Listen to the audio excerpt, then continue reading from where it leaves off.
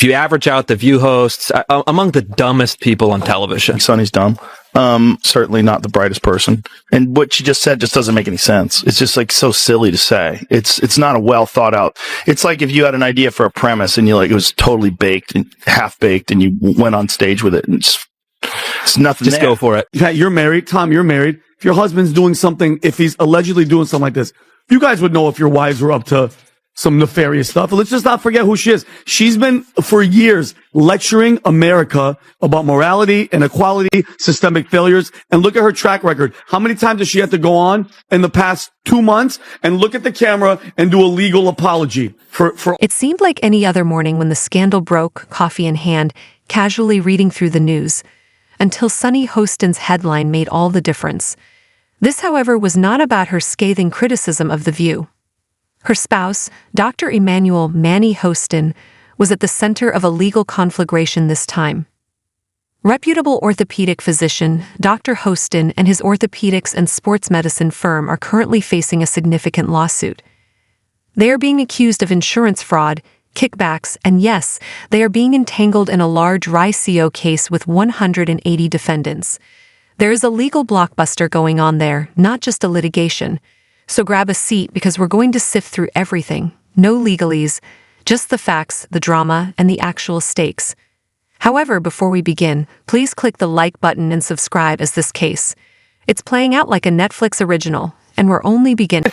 Mostly everything that's been said. I mean, we know that, only about 31% of Americans trust our healthcare system. We have a terrible healthcare system. And doctors suffer because of big corporations as well. Doctors that want to do good, like my husband, operates on someone even though they don't have insurance and then has to sue health insurance companies to get paid for the work that he's been trained his whole life to do.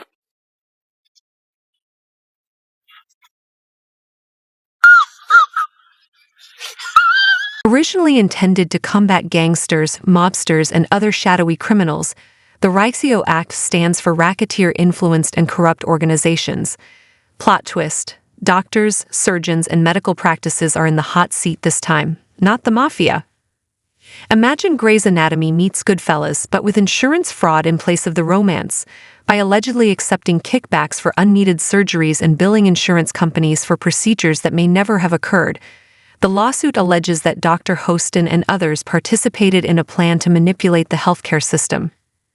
Like a high-stakes game of poker performed in Scrubs, picture patients undergoing surgery as insurance companies pay the tab and money moves behind the scenes. That has a policy. I mean, I'm not saying that Joe Rogan should be removed from Spotify. He's got 11 million listeners. He's got $100 million, contract as of 2020. But I do think as the podcast platform, you have to have some sort of guidelines. How about a disclaimer on his podcast that says, this is misinformation? How about removing some of the podcasts that disseminate this misinformation? They have. And that's...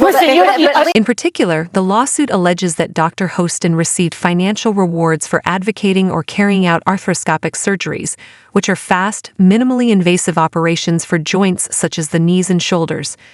Nothing seems strange at first glance. The worst part is that the lawsuit claims that a large number of these procedures were medically unnecessary. We must now consider if these people actually required treatment or if they were merely begging for it. If these allegations are true, this is a deeply personal betrayal as well as a legal crisis. Being a victim of a dubious billing fraud is one thing, but discovering that your doctor may have performed surgery on you for financial gain is quite another. Soap drama throughout the day feels so wholesome all of a sudden. It's the people that always do the pointing. And it always comes back to them, all right? So when you said this is the largest RICO case ever filed in the state of New York, you guys wrap that around your brain. That's bigger than the mafia case. Like the mafia one was number one. This one takes it over. So he was scamming insurance companies from taxi drivers, Uber drivers, and Lyft drivers. He was performing unnecessary surgeries and then providing fraudulent medical services in exchange of... However, the catch is that American Transit Insurance Company, ATIC, is on the opposing side of this judicial battleground. They're the ones complaining that they were cheated out of millions of dollars for surgeries that either never happened or were superfluous. Consider purchasing tofu instead of filet mignon. Tofu that is cold.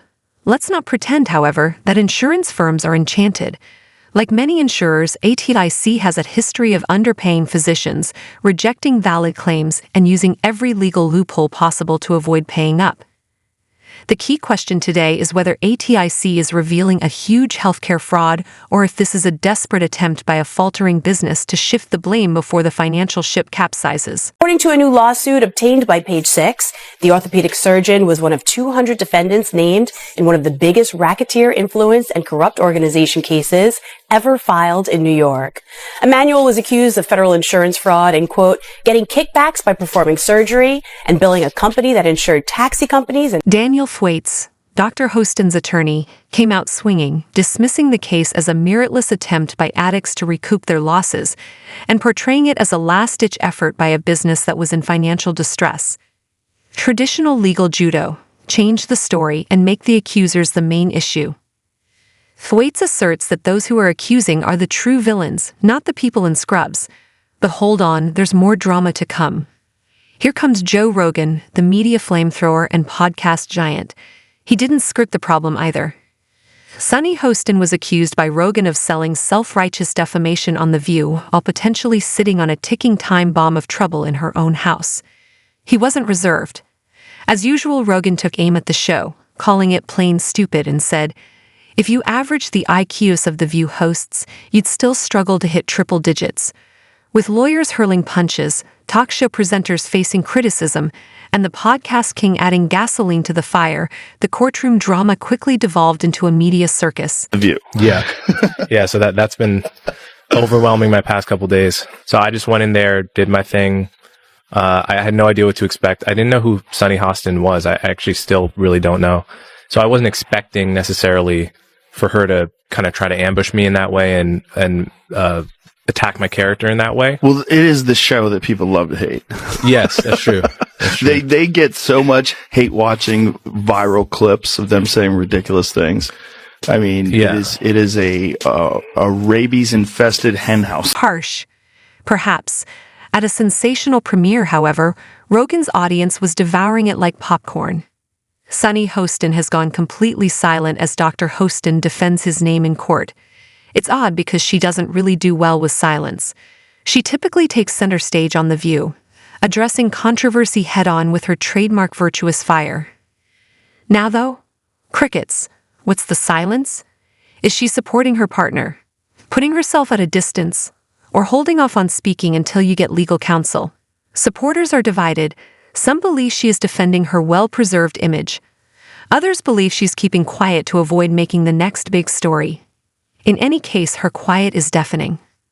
The worst part is that Dr. Hostin isn't the only person involved in this affair. He is one of 180 defendants entangled in this legal web, which includes a who's who of physicians, hospitals, and medical practices. We're not only dealing with a scandal if these charges are confirmed, we're dealing with one of the largest incidents of medical fraud in recent history. One procedure and insurance claim at a time, a full-fledged network of corruption is stealing millions from the healthcare system. Accused of committing federal insurance fraud in a lawsuit. Okay. Now let's read this. Rob, is this a video? Well, I have this. I'll show you this about. Let me just read this and I'll come to you. So, Dr. Emmanuel Manny Hostin, an orthopedic surgeon and husband of The View co-host Sunny Hostin, is accused in December lawsuit fraudulently billing insurance. By the way, this is a Daily Caller story I'm reading.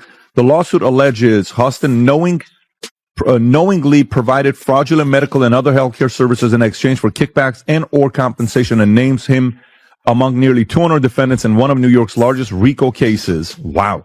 Hostin's attorney, Daniel Thwaites, denies the allegations, calling the lawsuit a meritless attempt by a near-bankrupt insurance carrier to intimidate doctors and restrict healthcare benefits. The case involves claims that Hostin performs unnecessary surgeries on patients after minor accidents without exploring less invasive treatments, with American Transit citing New York's 1974 no-fault law as contributing to widespread. It's similar to a heist film, except that these characters are reportedly stealing insurance premiums rather than banks. And in the middle of everything. A more complex question is, when business is prioritized over patient care, how much faith do we actually have in the healthcare system? Because confidence not only deteriorates but also disintegrates when medical professionals and insurance providers begin to pursue profits rather than carrying out their duties. In a hospital, patients ought to feel secure rather than like they're entering a financial trap. And let's face it, ATIC isn't exactly the heroes here either if they're using this case as a diversion from their own financial collapse. They are merely adding fuel to an already uncontrollably raging fire. As of right now, they are merely accusations and Dr. Hostin has not been proved guilty. But the fight in the courtroom, it is beginning to take the form of a show. Both sides are prepared to throw all they have, loaded and locked. For now, what can we do? Remain relaxed, observe, and make an effort to distinguish fact from fiction, because guilty or not, this case has already revealed some unpleasant facts about the insurance and healthcare sectors. And believe me, this controversy, it's not quite over yet. Hold on tight, press the like button, subscribe, and keep your popcorn handy. Following every turn, every twist, and every mic drop moment will be right here. Peace until the